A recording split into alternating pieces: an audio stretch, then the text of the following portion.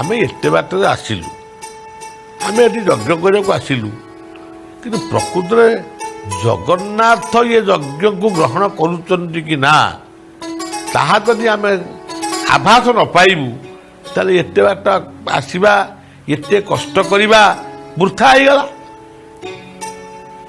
এইভাবে ମୋ ମନ ଦୁଃଖରେ ମୁଁ ଶୋଇଥାଏ।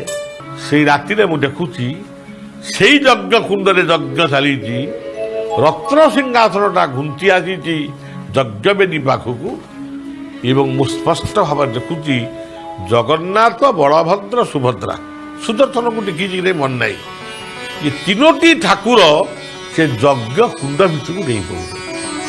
ମୋ ପାଟିରେ ପଶିଗଲା, ପଡ଼ିଯିବେ କହିକି ନିଜ ଭାଙ୍ଗିଗଲା।